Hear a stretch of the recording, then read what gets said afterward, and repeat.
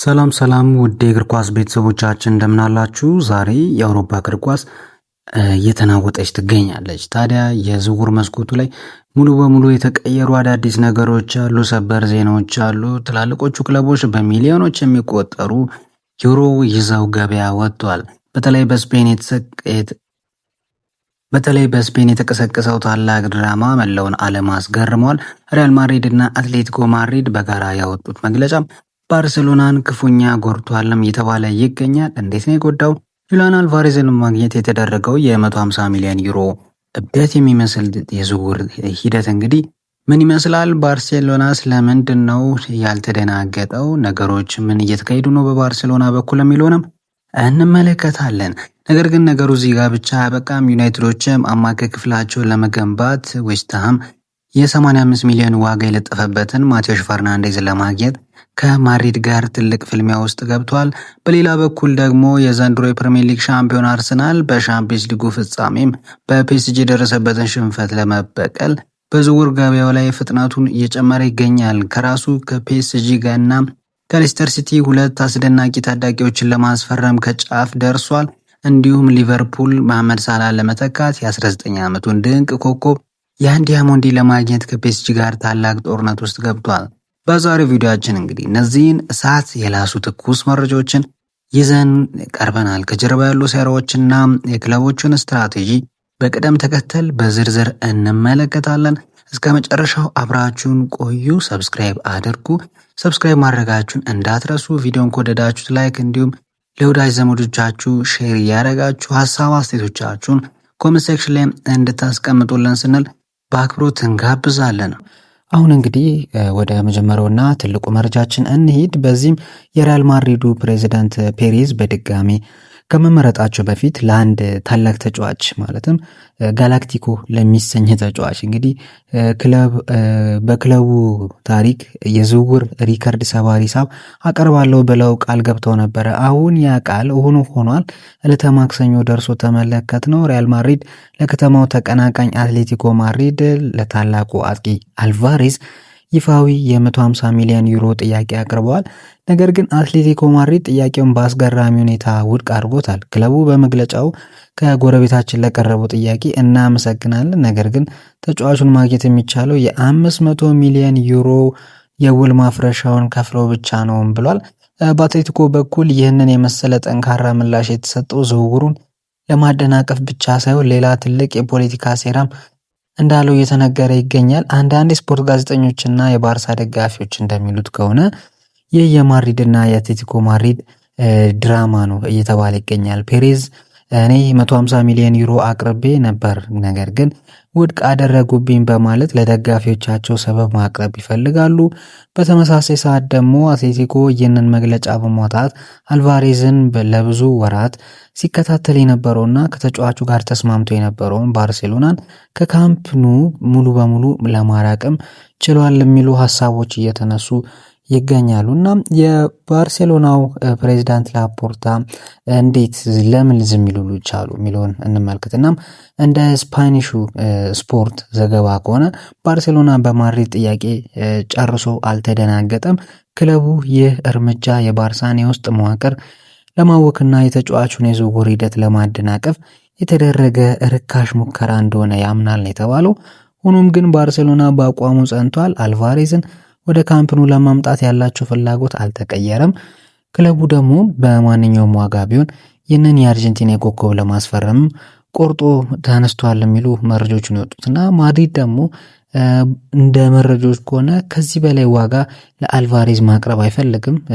ከተመለከትን ከዚህ በፊት ባርሴሎናዎች 100 ሚሊዮን ዩሮ ነበር ያቀረቡለት። አሁን ሪያል ማድሪድ 150 አቅርቧልና ሪያል ማድሪድ የተሻለ ሆኖ ተመልክተናል። ማድሪዶች 150 ሚሊዮን አቅርበው የዋጋ ጣራውን አርቀውታል ከባርሴሎና እና ባርሴሎና እዛ ድረስ ሄዶ ብር ማቅረብ አይፈልግም ነው። ሌላ ክለብ ጣልቃ ባይገባ ኖሮ ከአትሌቲኮ ማድሪድ ጋር አንድ ሁለት እየተባባሉ እየተከራከሩ ማስቀነስ የሚችሉበት እድል ነበረ ነው። ነገር ግን ሪያል ማድሪድ ሲገባና ዋጋውን በዚህ መልኩ ሰቅሎ ቁጭ ሲልባቸው ይህንን ልጅ የማያስፈሩበት ሁኔታ ይፈጠራል የሚለው ነው በብዙ ሰዎች ዘንድ እየተነሳ ያሉ የቀድሙን መረጃ ሳብራራላችሁ ማለት ነው። እንዲሁም ደግሞ ፊዮሬንቲኖ ፔሬዝ አልቫሬዝ ማግኘት እንደማይችሉ ያውቁታል። ስለዚህ በሱ ስም ማለትም በሱ ሳይሆን በጋላክቲኮ በሚል ተጫዋች ስም የምርጫ ሂደታቸውን አሸንፈው ነገር ግን ጥያቄ ያቀረቡ ከዛ ውድቅ ሆነባቸው። ምንም ማድረግ አይችሉም። ዋናው ጥያቄ ማቅረባቸው ነው።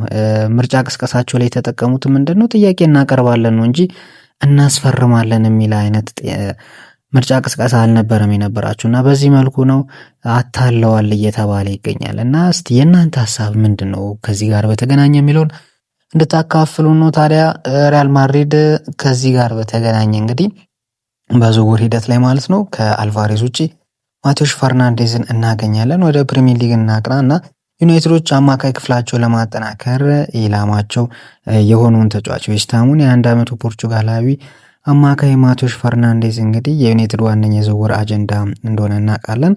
ክለቡ ተጫዋቹን ለማስፈረም ሊኖር የሚችለውን ሁኔታ እያጠና ይገኛል። ግን እስካሁን ድረስ ምንም አይነት ጥያቄ አላቀረበም። እንደ ስካይ ስፖርት እና እንደ ታማኙ ጋዜጠኛ ፋብሪዞ ሮማኖ ገለጻ ከሆነ ዌስትሃም ባለፈው ወር ከፕሪሚየር ሊጉ ወደ ሻምፒዮንሺፕ በመውረዱ ተጫዋቹ በክለቡ የመቆየት እድሉ አነስተኛ ነው። ነገር ግን መዶሻዎቹ እንግዲህ ወጣቱን ኮከብ በቀላሉ ለመልቀቅ አልፈለጉም። ከዚህ ቀደም ተነጋግረናል። 35 ሚሊዮን ፓውንዶችን ዋጋ ለጥፈውበታል። አንድ የክለቡ የውስጥ ምንጭ እንዳለው ከሆነም ዌስትሃሞች ይህንን ተጫዋች ቀደም ሲል ዴክላን ራይስን ለባርሴሎና ወይም ለአርሰናል ከሸጡበት ዋጋ ማለትም ሌሎች ክለቦች ይፈልጉት ነበር። ታዲያ አርሰናል ነው በ80 ሚሊዮን ዩሮዎች ያክል ከሸጡበት ዋጋ ጋር ተመሳሳይ በሆነ የዝውውር ሂሳብ ለመሸጥ ይፈልጋሉ። ነገር ግን ነገሩ ለዩናይትድ ቀላል አይሆንም።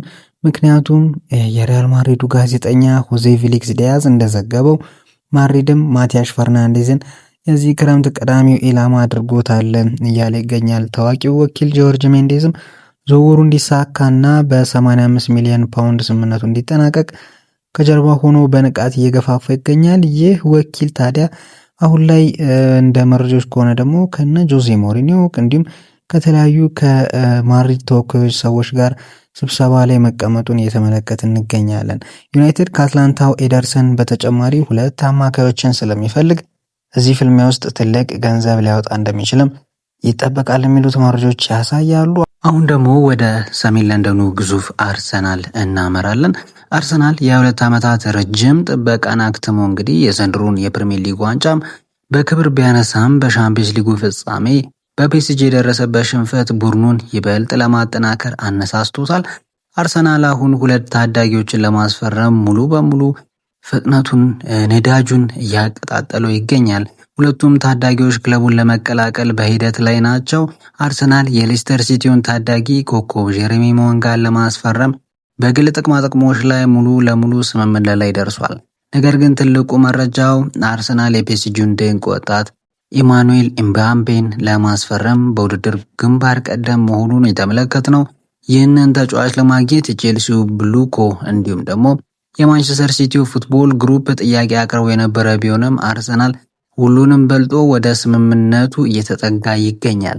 በሌላ በኩል እንግዲህ ፖል መርሰን አርሰናል ሂሳቡን ለማመጣጠል ሲል ምናልባትም ካፒቴኑን ኦዴጋርድን ስለመሸጥ ሊያስብ ይችላል በማለት አስገራሚ አስተያየቱን ሰጥቷል። ስለ ጉዳትም ስንነጋገር ደግሞ አዲሱ እንግሊዝ አሰልጣኝ ቱሄል ስለ ቡካዮ ሳካ የሰጡት መግለጫ የአርሰናል ደጋፊዎችን አስግቷል። ሳካ ከዴክላን ራይስ ጋር በእንግሊዝ ብሔራዊ ቡድን ልምምድ ላይ ቢገኝም ከማርች ወር ጀምሮ የነበረበት የቁርጭምጭሚት ጉዳት አሁንም ጥንቃቄ ስለሚያስፈልገው ቀስ በቀስ እያገገመ እንደሆነ አሰልጣኝ ቶማስ ቱሄል ተናግሯል። የዓለም ዋንጫ እንግዲህ ከቀናት በኋላ ይጀምራል።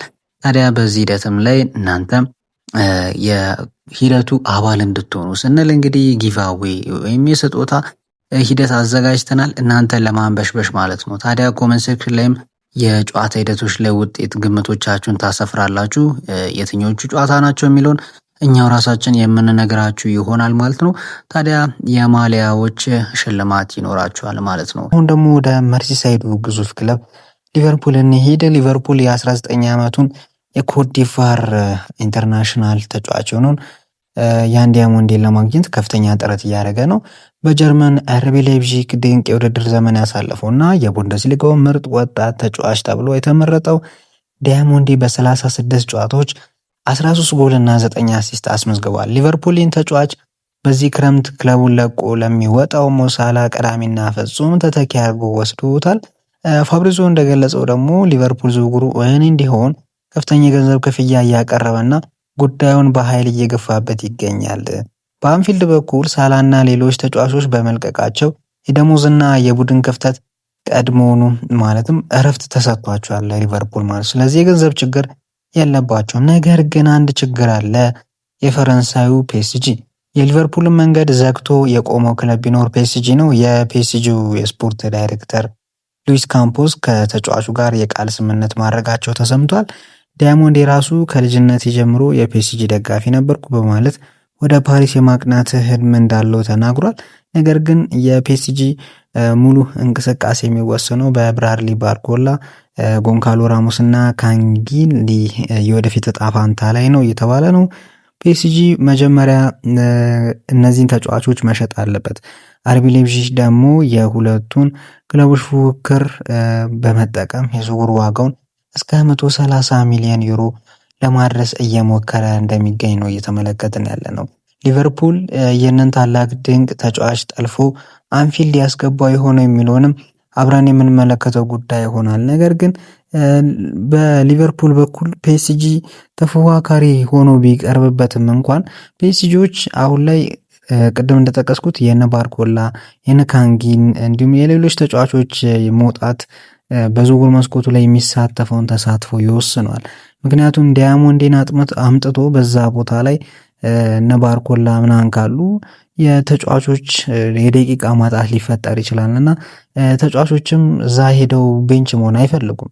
ዳያሞንዴ ገና ወጣት ተጫዋች ነው እና ያው እርግጥ ነው ብር ከፍተኛ ሊቀርብለት ይችላል፣ ግን እዛ ሄዶ ቤንች ሆኖ የመጫወት ፍላጎት አለው ብዬ አላስብም።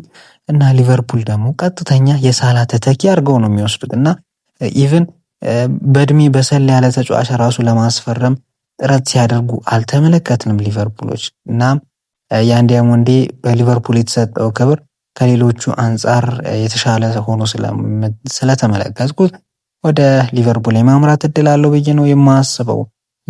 እንግዲህ ዛሬው የዝውውር ገበያ መረጃዎቻችን እነዚህን ይመስሉ ነበር። የእግር ኳሱ ዓለም በገንዘብና በተለያዩ ድብቅ ሴራዎች ተሞልቷል። ለመሆኑ አልቫሬዝ ማድሪድን ትቶ ወደ ባርሴሎና ይሄዳል ወይስ የአትሌቲኮ መግለጫ ዝውውሩን ጨርሶታል ብላችሁ ታስባላችሁ? ዩናይትድ ዌስት ሃሙን ፈርናንዴዝን በዚህ በተባለው ዋጋ ማስፈረም ይኖርባቸዋል? እስቲ ሀሳባችሁን አስቀምጡልን። ሊቨርፑል ሳላን ለመተካት ዳያሞንዴን ከፒኤስጂ እጅ መንጠቅ ይችላል ወይ? የእናንተን ውድ አስተያየት እንግዲህ ከታች ባለው ኮሜንት መስጫ ላይ አስፍሩልን። ቪዲዮን ከወደዳችሁ ላይክ፣ እንዲሁም ደግሞ ለወዳጅ ዘመዶቻችሁ ሼር ማድረጋችሁን እንዳትረሱ። በቀጣይ በሌላ ትኩስ መረጃዎች እስከምንገናኝ ድረስ ቻው።